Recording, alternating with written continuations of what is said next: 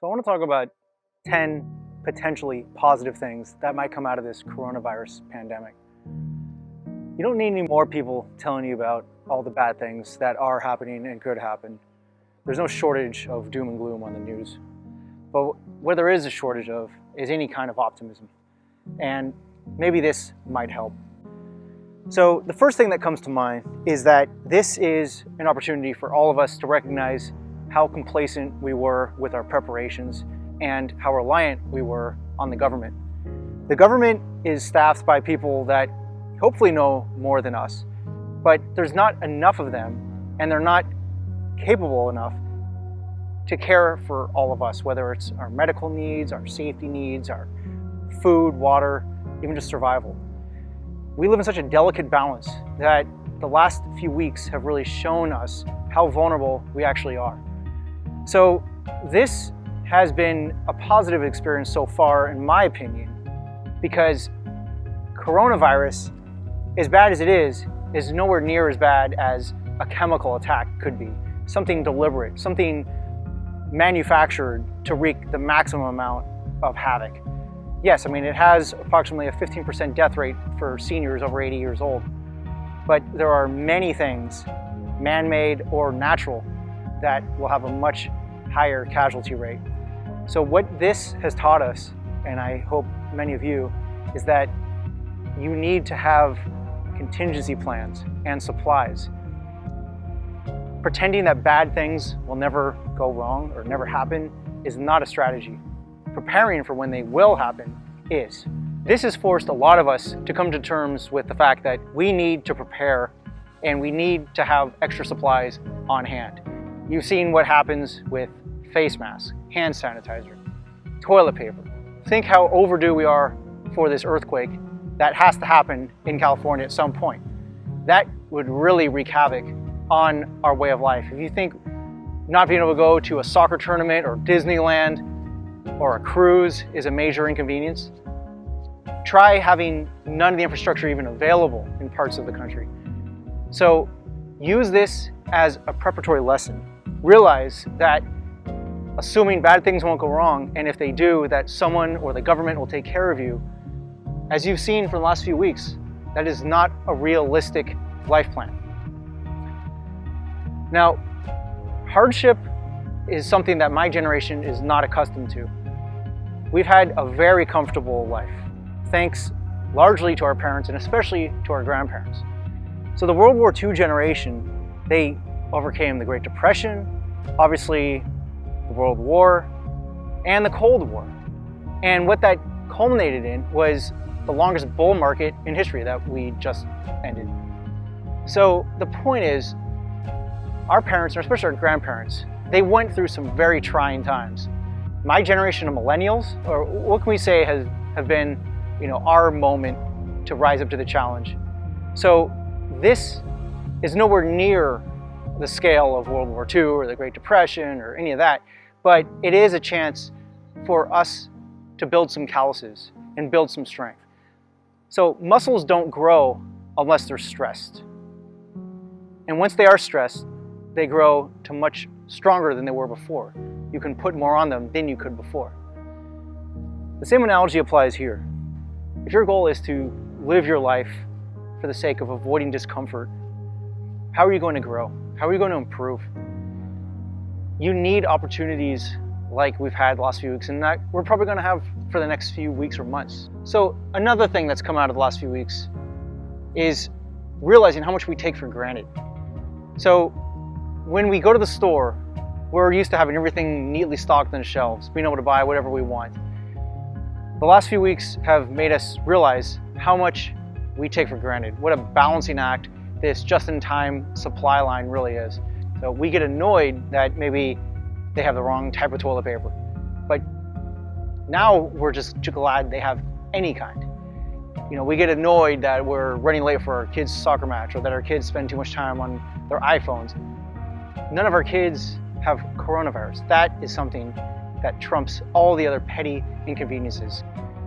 When all the big things are right, then that's when we tend to focus on all the little things, the microaggressions, because we can.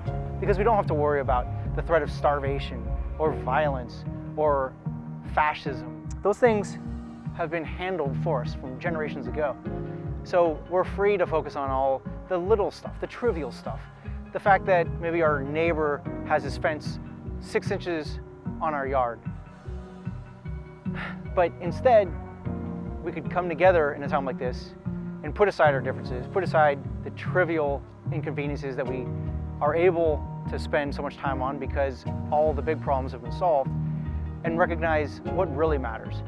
Yeah, I mean, you might have lost 40% of your 401k, but money can be regained. Human lives cannot. If you haven't lost anybody to the coronavirus and your way of life is, inconvenienced but not forever altered, is your life really that bad? Is all the panic you've been wasting your energy on lately really worth it? And speaking of the panic, you have to channel that energy somewhere. So yeah, it's pretty hard not to focus on all the bad news when they talk about the rising death rates and the new countries that have just tested someone positive for coronavirus. But what is that really going to do to help you if you're just sitting there soaking up bad news every day, bringing it home? It's affecting all aspects of your life and your family members' lives. Instead, use that energy for productive purpose. Use the anxiety you feel to motivate you to build that bug out bag, that prep bag, so you have the supplies when another disaster happens. You think this is going to be the last time we face some kind of natural disaster or man-made disaster? Of course not.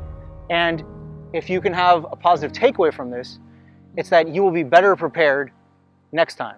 Be honest with yourself. Were you prepared for what has happened in the last few weeks with the shortage of essential items like toilet paper in some stores, seeing the natural tendency of people to panic and get in fights as if it's Black Friday over some consumer staple items? Don't let that happen again. Learn from this. Use that energy that you're feeling, that anxiety, that negativity, for a productive purpose. Make sure you have a go bag in your car.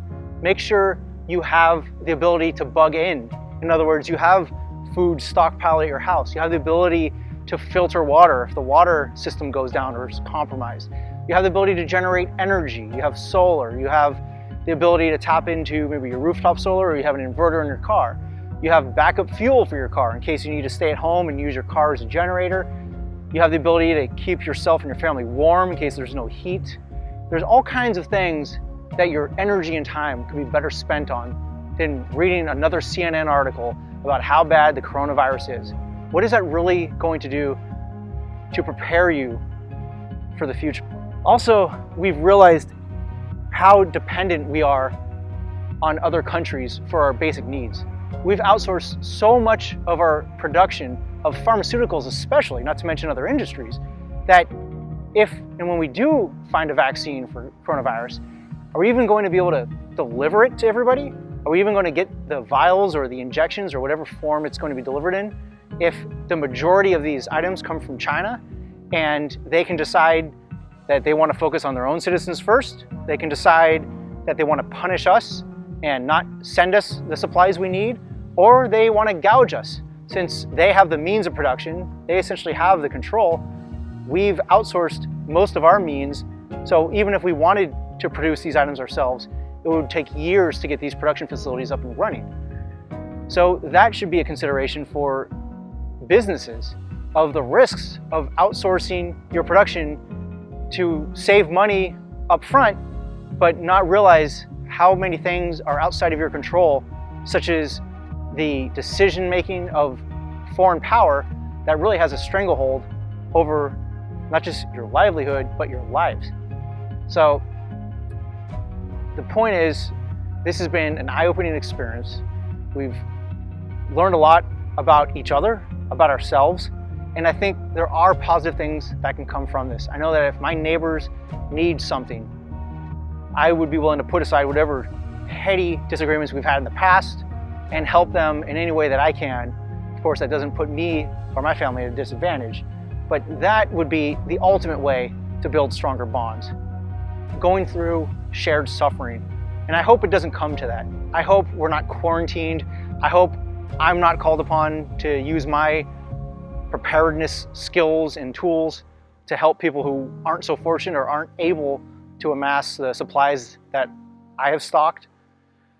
And I want to use this time and my energy to help people who want to learn more about preparedness while they have that motivation, while there's finally an impetus to learn this. Because you don't wait until the roof is leaking to fix the roof, as JFK said. So the good times that we've had the last decade, people haven't been thinking about preparing for an emergency like this. Even though they knew that they should, it was on the back of their mind, just like they knew that the recession was coming. The recession was coming, and it came, and it's here, and it was a major shock. Think about that type of shock magnified tenfold if there's a major earthquake, or a chemical attack, an EMP attack, where all the electronics you rely on are shut down. So this coronavirus, as serious as it is more of a test run and a sampling of our tactics, our techniques, our preparation for an emergency, and a glimpse into how vulnerable we all really are. So the last thing I want to finish with is a quote that has really helped me understand the importance of not shying away from discomfort and challenges. Hard times make hard men. Hard men make good times. Good times make soft men. Soft men make hard times. You look at my generation and you compare our generation to the World War II generation. Which one is softer? Which one is whinier? Which one takes for granted what the previous generations built for them? It's pretty clear. My generation is a soft generation. We're not accustomed to pain or discomfort or hardship or independence. We're not prepared for the future struggles.